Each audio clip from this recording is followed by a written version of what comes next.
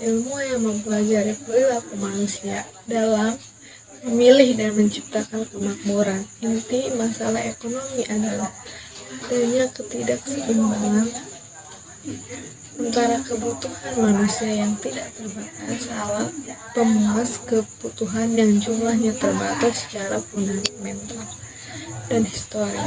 Ilmu ekonomi dapat dibedakan menjadi dua, yaitu ilmu ekonomi positif dan ilmu ekonomi normatif. Ruang lingkup ilmu ekonomi.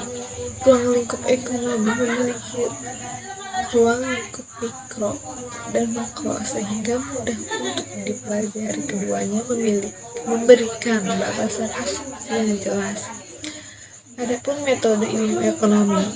Metode ilmu ekonomi secara sederhana merupakan upaya manusia memenuhi kebutuhan yang bersifat tidak terbatas dengan alat pemenuhan kebutuhan yang berupa barang dan jasa yang bersifat langka dan terbatas, serta memiliki kegunaan yang alternatif. Untuk itu, adapun metode-metode dalam ilmu ekonomi tersebut yaitu metode konduktif, metode deduktif, metode matematika, statistik. Jadi kesimpulan yang dapat kita ambil adalah menguraikan secara singkat di atas tentang teori ekonomi yang ruang lingkupnya. Ekonomi adalah semua hal yang menyangkut tentang segala kehidupan manusia secara individu, negara, dan internasional. Perkembangan teori ekonomi. Pengertian teori ekonomi adalah ilmu yang mempelajari bagaimana masyarakat menghasilkan barang dan jasa dan bagaimana mereka mengonsumsinya. Teori ekonomi mempengaruhi keuangan global pada banyak momen penting sepanjang sejarah dan merupakan faktor integral dalam kehidupan kita sehari-hari. Namun, asumsi yang memandu studi ilmu ekonomi telah berubah secara dramatis sepanjang sejarah. Berikut ini sekilas sejarah pemikiran ekonomi. Sejarah perkembangan ekonomi di dunia kuno. Ilmu ekonomi dalam bentuk dasarnya dimulai pada zaman perunggu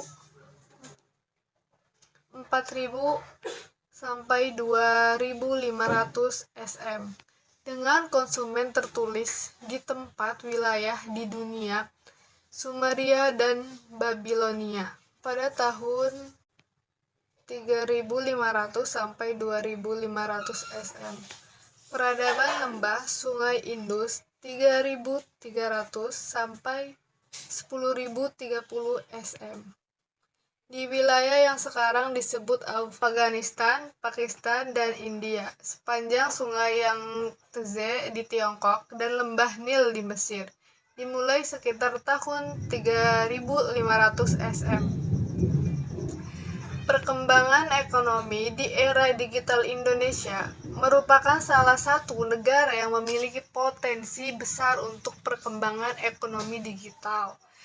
Google dan Temasek 2018 dalam menghasilkan penelitiannya menyebutkan bahwa salah satu hal yang mendukung perkembangan internet ekonomi di Indonesia adalah banyaknya jumlah pengguna internet di Indonesia.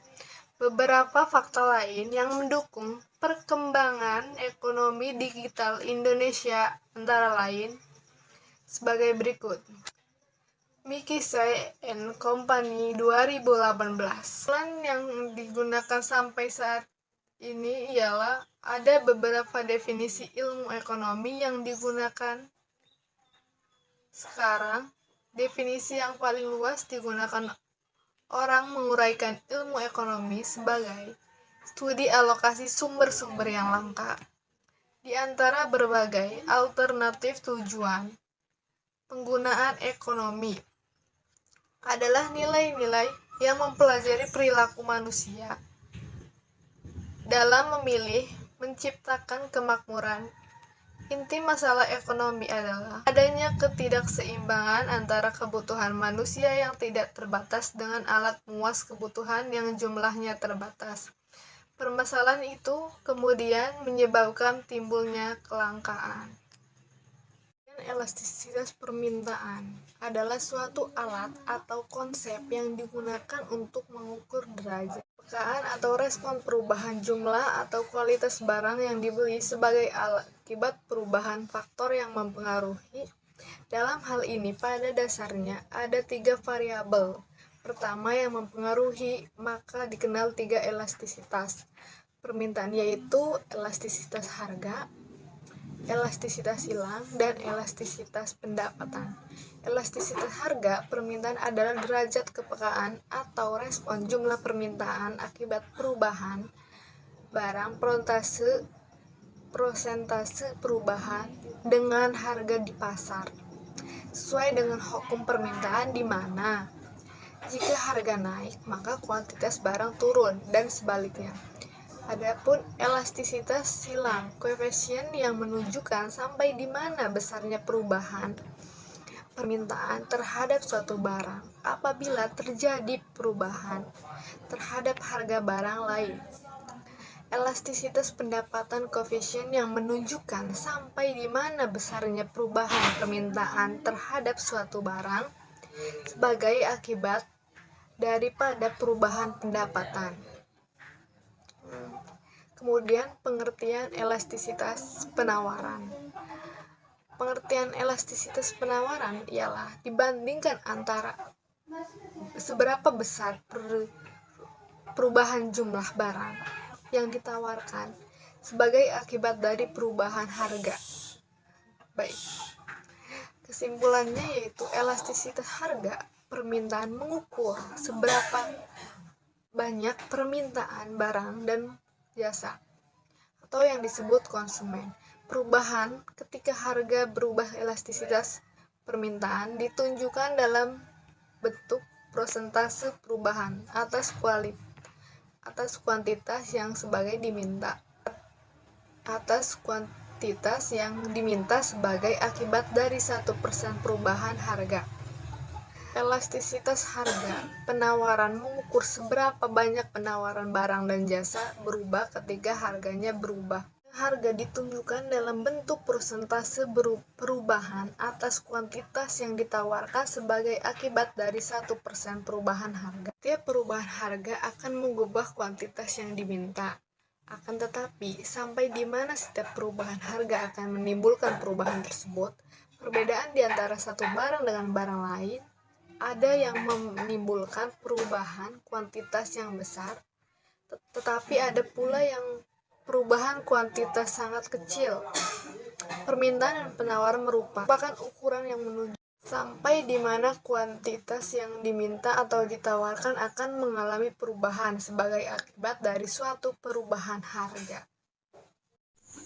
Teori perilaku konsumen. Pengertian perilaku konsumen yaitu proses yang dilalui oleh seseorang atau organisasi dalam mencari, membeli, dan menggunakan, mengevaluasi, dan membuang produk atau jasa setelah dikonsumsi. Untuk memenuhi kebutuhannya, perilaku konsumen akan diperlihatkan dalam beberapa tahap, yaitu tahap sebelum membeli, tahap sebelum pembelian, dan setelah pembelian. Pada tahap sebelum pembelian, konsumen akan melakukan pencarian informasi yang terkait produk dan jasa. 2 macam pendekatan. Ada pendekatan marginal utility, ada pendekatan kardinal. Pendekatan kardinal didasarkan pada asumsi bahwa tingkat kepuasan yang diperoleh konsumen dari konsumsi barang dapat diukur dengan satuan tertentu seperti rupiah, jumlah, unit buah, dan lain-lain. Semakin besar jumlah barang yang pendekatan ordinal, pendekatan ini menyatakan bahwa utilitas tidak dapat dihitung, melainkan hanya dapat dibandingkan. Jadi menurut teori ini, prinsip-prinsip dasar dalam analisis perilaku konsumsi adalah Pertama, kelangkaan dan terbatasnya pendapatan. Kedua, konsumen mampu membandingkan biaya dengan manfaat. 3. Tidak selamanya konsumen dapat memperkirakan manfaat dengan tepat. 4. Setelah barang dapat didistribusi dengan orang lain. 5. Konsumen tunduk terhadap hukum berkurangnya tambahan kepuasan, the law of diminishing marginal utility. Manfaat perilaku konsumen. Jadi, peran perilaku konsumen bagi pemasar atau produsen adalah mampu membujuk konsumen untuk membeli produk yang dipasarkan. Mampu memahami konsumen dalam berperilaku, bertindak dan berpikir agar pemasar atau produsen memahami mengapa dan bagaimana konsumen mengambil keputusan sehingga pemasar atau produsen dapat merancang strategi pemasaran dengan teori biaya dan penerimaan. Teori biaya adalah jumlah uang atau sumber daya yang dikeluarkan atau untuk mendapatkan atau menghasilkan suatu barang atau jasa. Ini mencakup semua pengeluaran terkait dengan produksi, proses produksi, distribusi, atau penyediaan barang atau layanan tertentu. Biaya bisa terdiri dari berbagai elemen termasuk bahan baku, tenaga kerja, overhead, biaya administrasi, biaya operasional, dan banyak lagi tergantung pada konteksnya. Biaya produksi pada saat melakukan suatu kegiatan usaha, setiap individu atau kelompok pasti memerlukan biaya yang digunakan untuk memproduksi suatu barang. Macam-macam biaya produksi ialah biaya tetap, biasa atau yang disebut fixed cost. Ada juga biaya variabel yang disebut juga variable cost. Dan yang terakhir, biaya total atau yang disebut total cost. Pendapatan dibagi menjadi 3, yaitu pendapatan total, pendapatan rata-rata, pendapatan marginal. Permintaan pasar, tingkat permintaan pasar. Tingkat permintaan pasar untuk produksi atau layanan dapat mempengaruhi penerimaan. Faktor-faktor mempengaruhi estimasi harga menunjukkan sejauh mana perubahan harga mempengaruhi permintaan.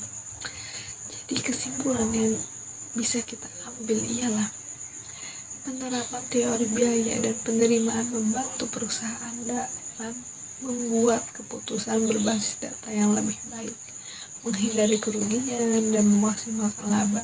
Ini juga menjadi alat penting dalam perencanaan strategis, evaluasi proyek, dan pengelola keuangan perusahaan. Tentang teori biaya dan penerimaan memberikan alat analisis yang kuat bagi perusahaan untuk mengambil keputusan yang informasional dan efisien dalam hal produksi, harga, dan strategi pemasaran mereka. Teori produksi dan kegiatan perusahaan. Satu, bentuk-bentuk organisasi perusahaan. Perusahaan adalah institusi atau lembaga yang menggunakan atau memanfaatkan dan mengorganisasikan faktor-faktor produk untuk menghasilkan suatu barang atau jasa-jasa.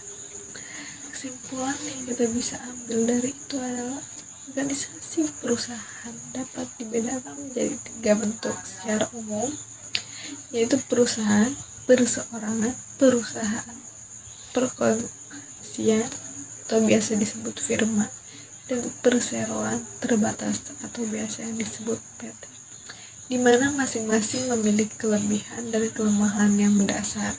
Dalam teori ekonomi, berbagai jenis perusahaan dibanding sebagai unit-unit badan usaha yang mempunyai tujuan yang sama, yaitu mencapai keuntungan maksimum dengan menggunakan faktor-faktor produksi dengan cara yang efisien.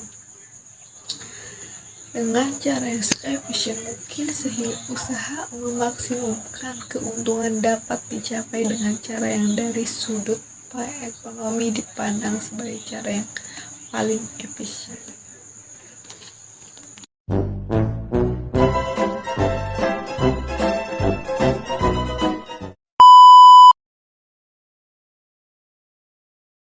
struktur pasar. Pengertian pasar, bagaimanapun bentuknya, pasar adalah suatu sarana yang di dalamnya ada unsur penjual dan pembeli.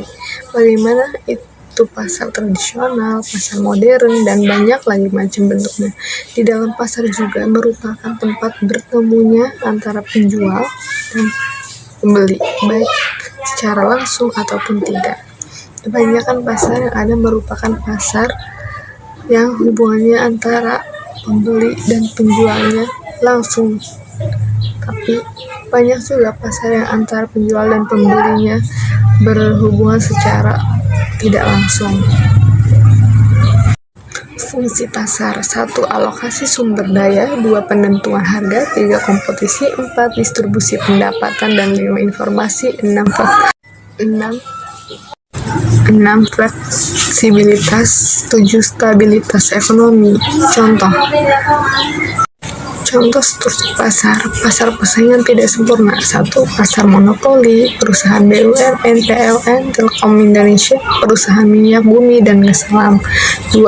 Pasar oligoli, industri sabun, baja, rokok, pasta gigi, dan lain-lain.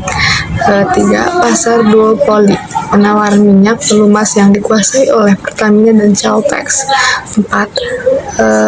Pasar monopolistik, industri makanan kemasan, perabotan rumah tangga, minuman dengan aneka rasa, baju atau pakaian, dan lain-lain. Jadi kesimpulan yang dapat kita ambil adalah pasar merupakan tempat bertemunya antara dua penjual dan pembeli, baik secara langsung ataupun tidak. Pada analisis ekonomi struktur pasar, struktur pasar dibedakan menjadi pasar pesaing sempurna dan pasar pesaing tidak sempurna, yang meliputi monopoli, oligopoli, duopoli, monopolistik, monopsoni, duopsoni, dan oligosoni. Pengertian pendapatan nasional. Pendapatan nasional menurut Wikipedia adalah jumlah pendapatan yang diterima oleh seluruh rumah tangga keluarga atau RTK di suatu negara dari penyataan faktor-faktor produksi dalam suatu periode. Biasanya selama setahun. Pendapatan nasional adalah satu indikator untuk dapat mengukur perkembangan tingkat pembangunan dan kesejahteraan pada suatu negara dalam waktu ke waktu. Dengan menggunakan metode perhitungan, pendapatan nasional dapat diketahui arah tujuan dan struktur perekonomian suatu negara. Selain itu, menghitung pendapatan nasional bermanfaat untuk mengetahui tingkat kemakmuran suatu negara, mengevaluasi kinerja perekonomian dalam suatu tertentu. Konsep pendapatan nasional dapat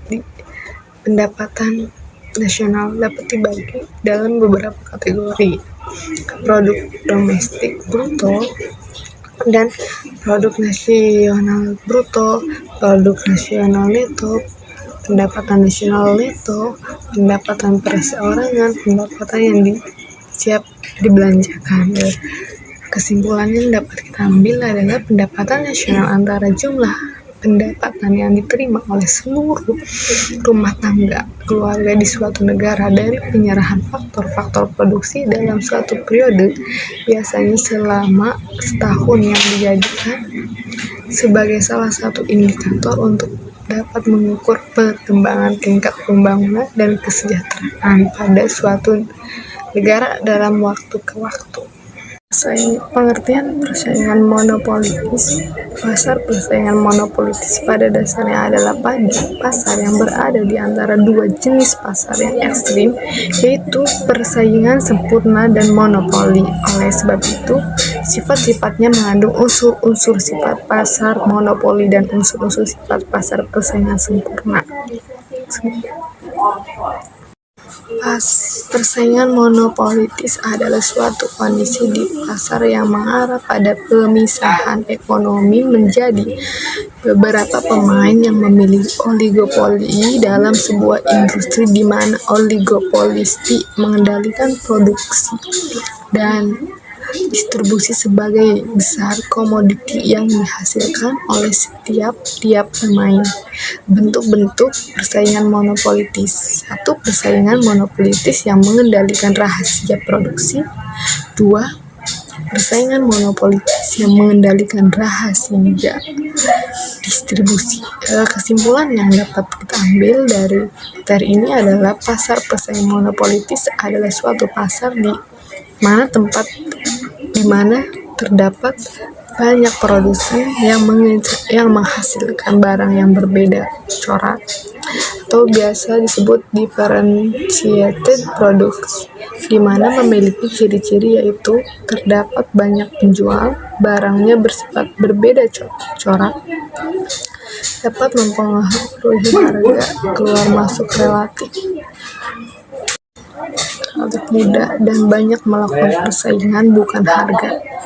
Persaingan monopolitis memiliki kelebihan adalah menghasilkan barang yang berbeda corak dan distribusi pendapatan dalam masyarakat lebih merata, sedangkan kelemahannya adalah memiliki tingkat persaingan yang tinggi dan dibutuhkan modal yang besar untuk dapat masuk dalam pasar persaingan monopolitis. Pasar bebas. Istilah pasar bebas digunakan sebagai sinonim untuk kapitalisme laissez-faire. Ketika kebanyakan orang membahas pengertian pasar bebas, yang mereka maksud adalah ekonomi dengan persaingan yang tidak terhalang. Definisi yang lebih inklusif harus mencakup kegiatan ekonomi sukarela selama tidak dikendalikan oleh otoritas pusat yang memaksa. Asas-asas jenis pasar bebas. Asas-asas pasar bebas. Peran hukum dalam pasar bebas ASEAN. Apakah hukum itu? Mari kita bahas. Oppenheim seperangkat ketentuan-ketentuan mengenai tingkah laku manusia dalam masyarakat yang berdasarkan kesepakatan bersama dari masyarakat tersebut, di mana berlakunya ketentuan itu dipaksakan oleh kekuatan dari luar. Jenis pasar bebas. Perdagangan bebas adalah kebijakan di mana pemerintah tidak melakukan diskriminasi terhadap impor atau ekspor. Fungsi tujuan pasar bebas. Fungsi pasar bebas adalah memberikan kebebasan kepada masyarakat dalam melakukan aktivitas ekonomi, baik ekspor maupun impor, serta memberikan transparansi informasi berkaitan kuantitas, permintaan, dan harga barang. Kesimpulan yang dapat kita ambil dari sini adalah pasar bebas adalah pasar di mana pertukaran sukarela dan hukum penawaran dan permintaan menyediakan satu-satunya dasar untuk sistem ekonomi tanpa campur tangan pemerintah. Fitur utama dari pasar bebas adalah tidak adanya transaksi atau londisi yang dipaksa. Pada transaksi sebagian besar, pemerintah masih memerlukan beberapa kebijakan. Kebijakan fiskal. Kebijakan fiskal adalah langkah-langkah pemerintah untuk membuat